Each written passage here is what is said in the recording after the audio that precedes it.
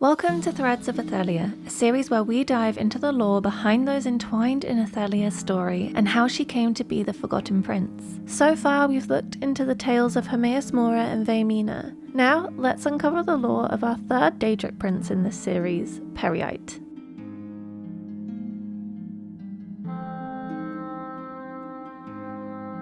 Peryite, the Daedric Prince of Pestilence, has left a significant mark on the inhabitants of Nirn through his efforts to restore and maintain order. Despite being considered the weakest of the Daedric princes, his ability to spread plagues and diseases effortlessly serves as a reminder that even the weakest Daedric prince wields immense power over mortals. His perceived weakness likely stems from his focus on maintaining natural order rather than unleashing his full potential for destruction, as his goal has always been to not destroy the mortal realm, but to keep it balanced. Peryite rarely manifests to mortals, however when he does, he will usually take the form of a large dragon or appear as ghostly apparitions of skeevers. It is believed that he avoids frequent appearances so as not to interfere with the mortal realm.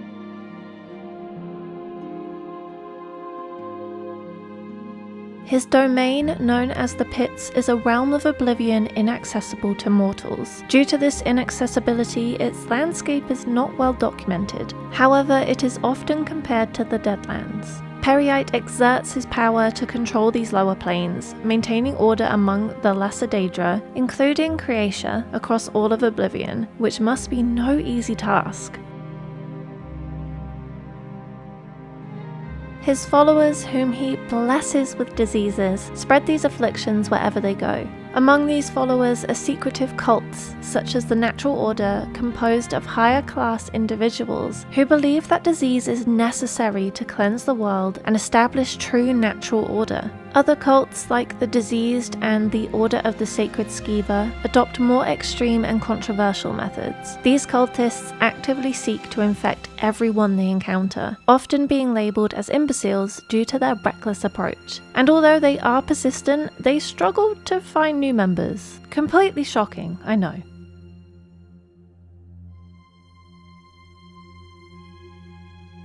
Peryite's association with the spread of plagues includes some of Nirn's most devastating pandemics. The Nahatan flu, lasting 43 years, decimated the non-Argonian population of Blackmarsh, obliterating the Kothringi and removing any hope of the Empire's control over the region. This flu indirectly sparked the Three Banners War by bringing down the royal family of Wayrest and advancing King Emeric to the throne. Another example is the Thracian Plague, believed to have been influenced by Peryite despite being created by the Slode. This plague drastically reduced populations, weakening Valenwood, decimating Iliad Bay's inhabitants, and reducing the tribes of Elsewhere from 16 to 2.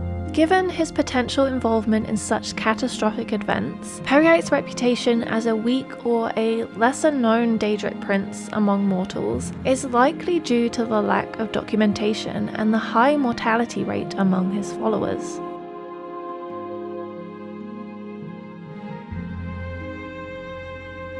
For those who love to explore dungeons, you may already know some of the lore that ties Peryite and Xan. For those who don't, Xan the Scalecaller turned to worship Peryite after her dragon lord Thurvacan abandoned her. Peryite then saw her worthy and granted her Spellbreaker, a shield that not only protects its wielder from physical damage, but from magical attacks too.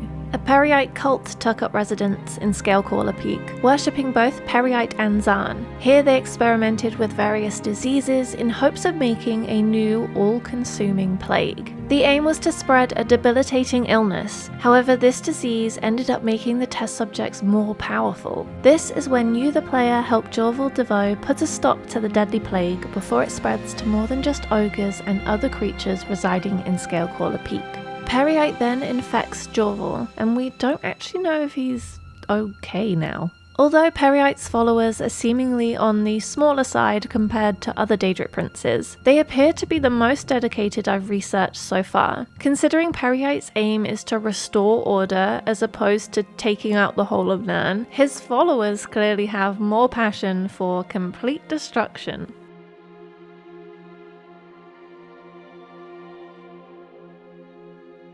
In relation to the Necrom storyline, Peryite interfered from afar as to be expected, using Blight Crown in his stead. It's honestly no surprise that Peryite was against Mora's plans to rewrite history, when Peryite himself is working on keeping things in check his own way. Having Mora so easily change an outcome would mean he could possibly undo any of Peryite's work at the blink of an eye. Peryite is another prince I'd love to get a big storyline about, so hopefully we'll get more of him in the future. Thank you for watching, and as always, if you have any juicy lore you stumbled upon that I've missed out, please do share it, and hopefully I'll catch you next time. Bye!